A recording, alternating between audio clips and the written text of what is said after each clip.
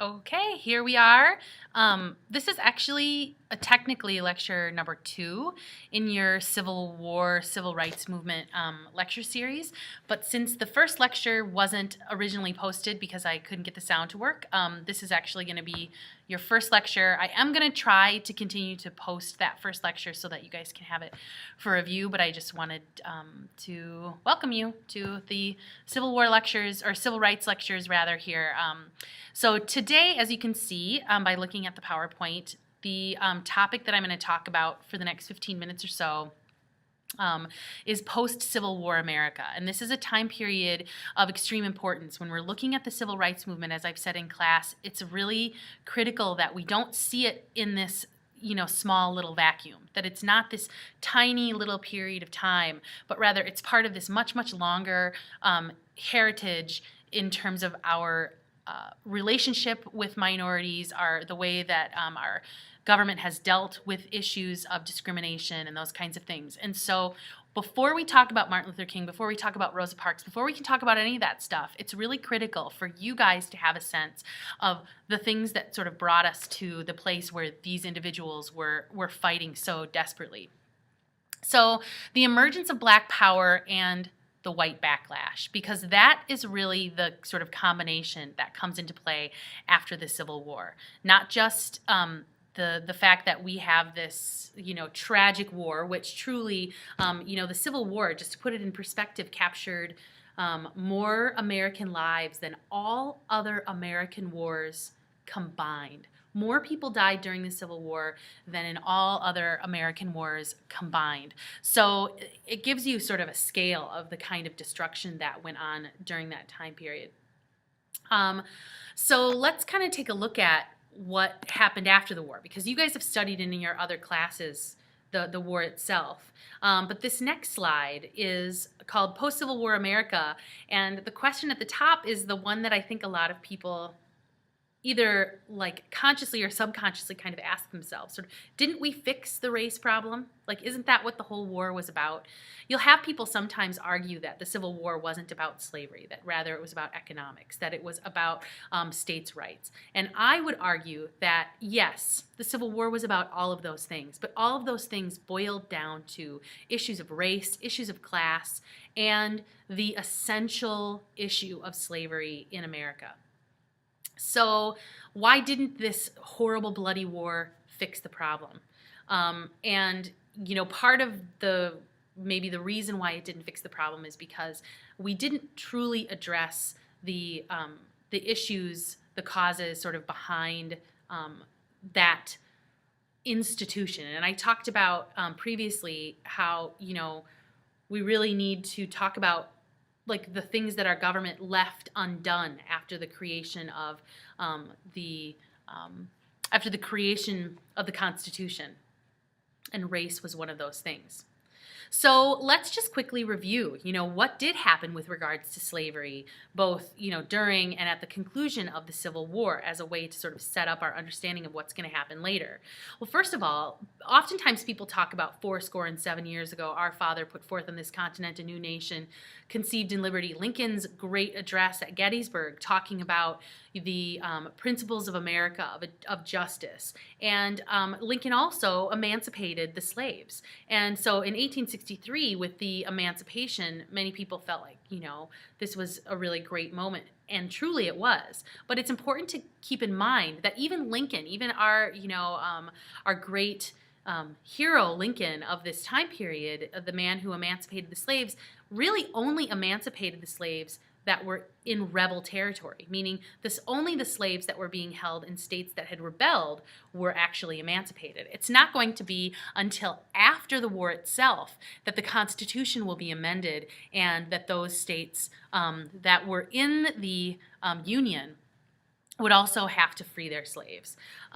So the Emancipation Proclamation does not free the slaves. It only frees a portion of those slaves, because the Union did have states that had slaves, and not just slave states, but even there were slaves in states in the North also that were held by slave owners that had lived part-time in the South, and so there certainly was a fairly significant population of slaves that remained enslaved after the Emancipation Proclamation.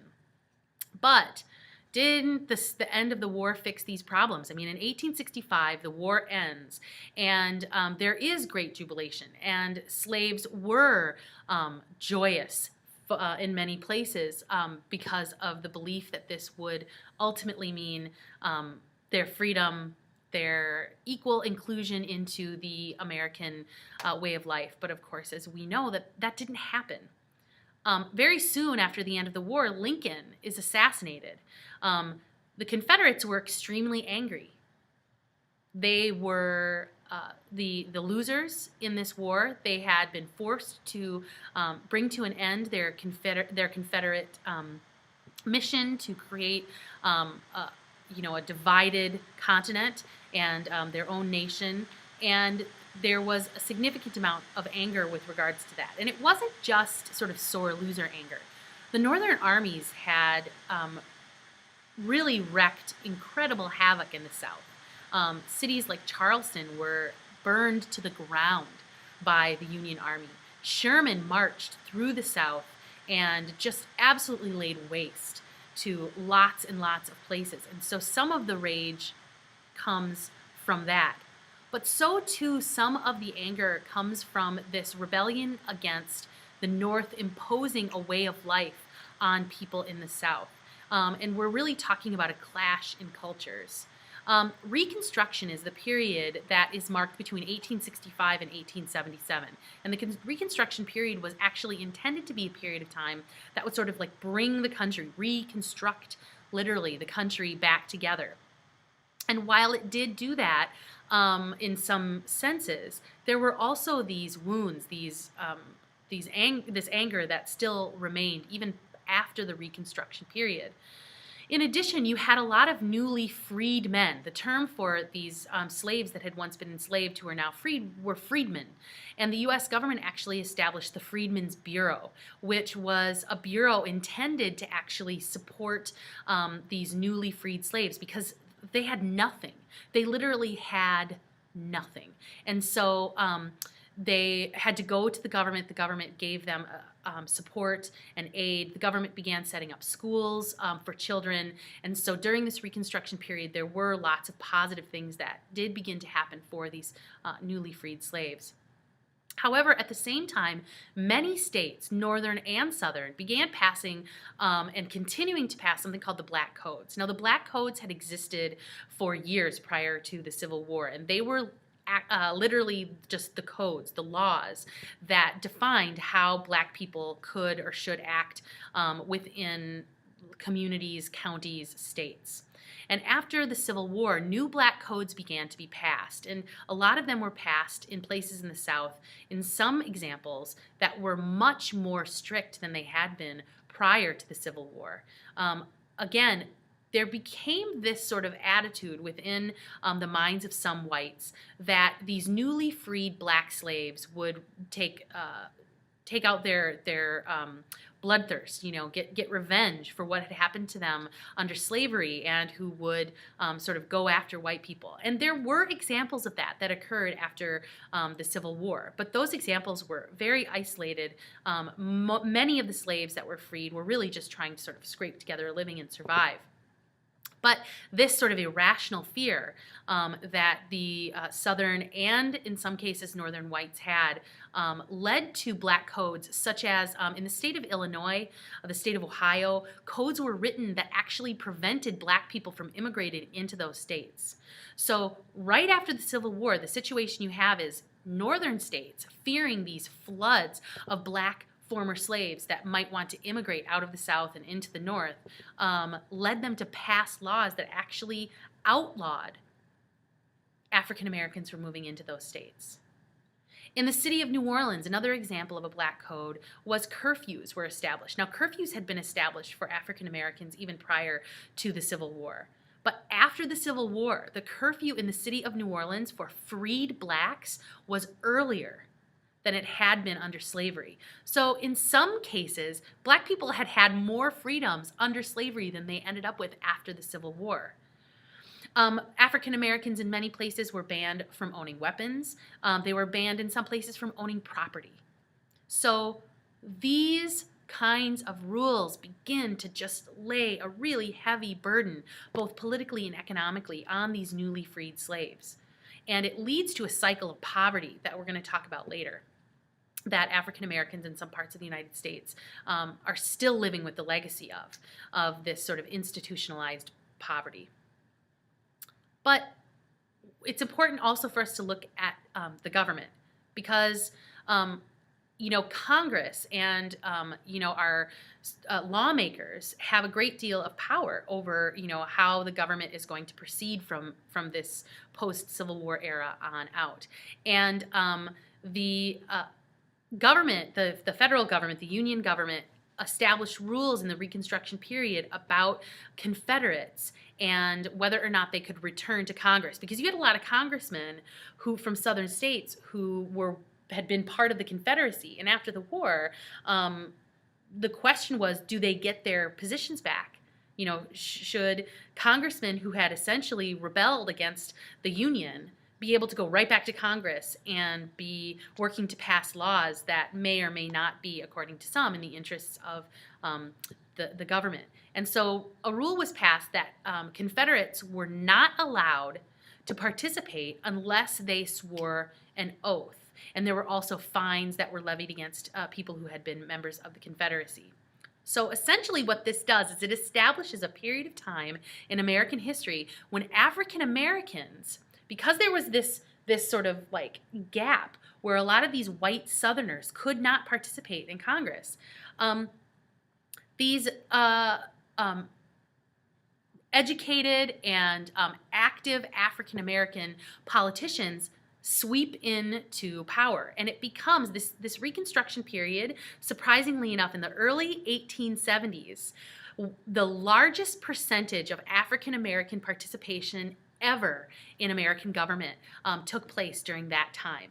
And so in this next slide, you'll see an image. This is a picture, actually, of a group of congressmen and senators in that early 1870s period, that Reconstruction period in which these black leaders came into power and were able to be elected, because the Confederates could not participate until, like I said, they paid their fines and swore their oaths, and then there was a waiting period. So it becomes this great opportunity for African Americans. They sweep into power, and they become part of this change in the system. And one of the things that changes, and one of the things that they institute, is a change to the Constitution.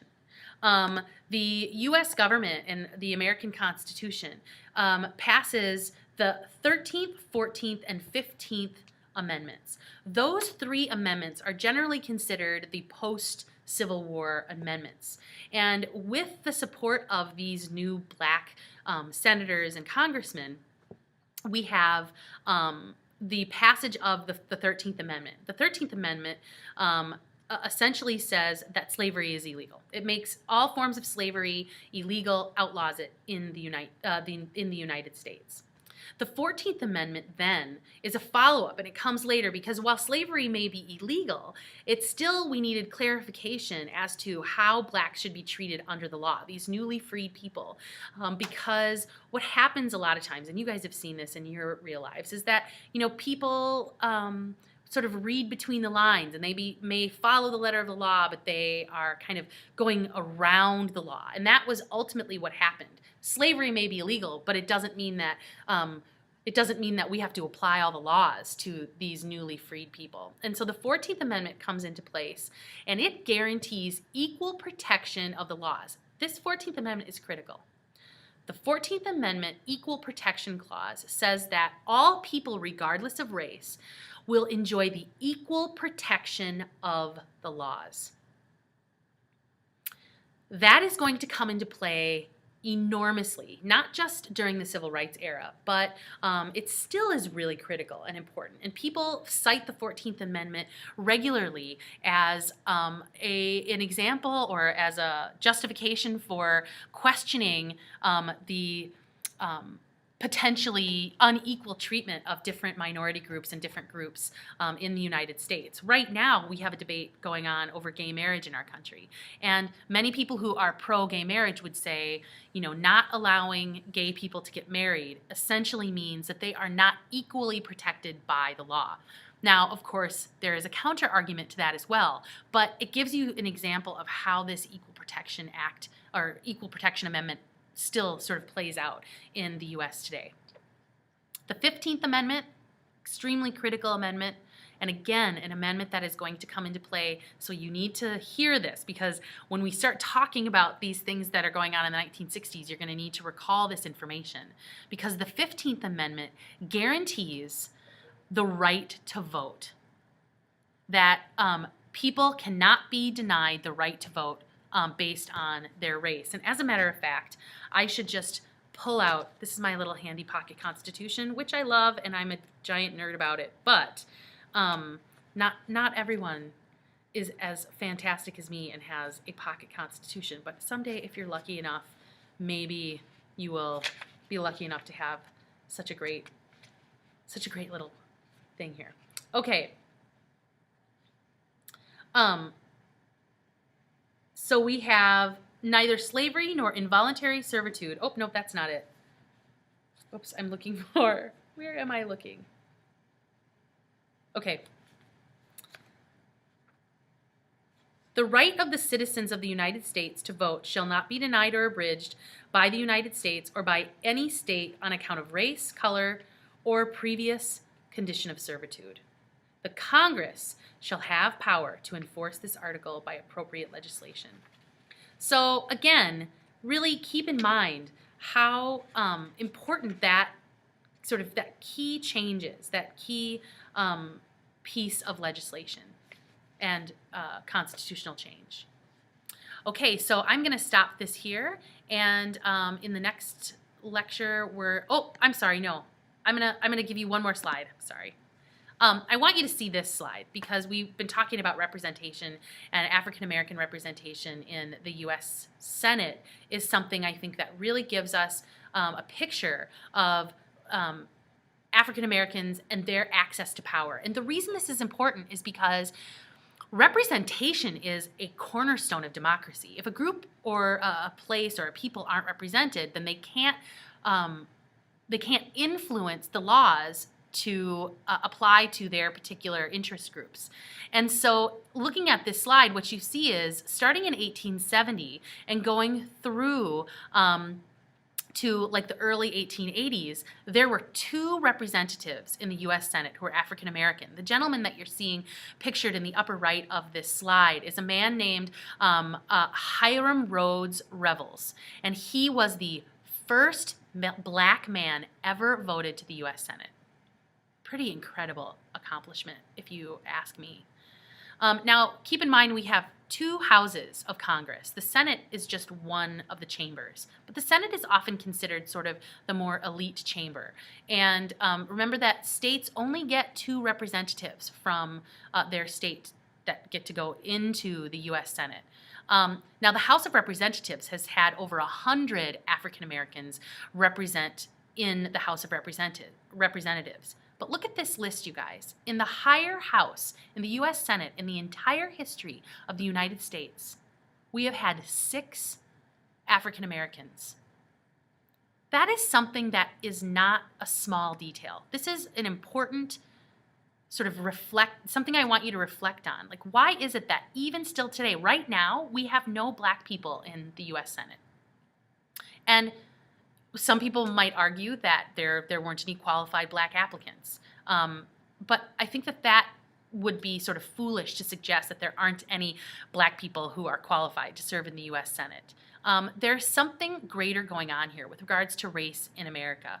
And looking at our representation is a way for us to sort of reflect on where we're at as a nation. Because if we're a representative democracy and we're not representing all groups equally, then those minority voices are not going to be acknowledged or represented in the way that they might want to be. Carol Moseley Braun, who was elected from Illinois in the 90s, was the first black woman elected to the U.S. Senate. She no longer serves, as you can see. But Barack Obama, the president of the United States right now, he himself was the 5th black person ever voted to the U.S. Senate. But look, 3 people. The state of Illinois has provided us 3 in the modern era. And the state of Mississippi in the Reconstruction, post-Civil War era, provided 2 of those representatives. So, okay, so that is this lecture. I'm going to end now and move on to the next lecture when we're ready. Okay, thanks.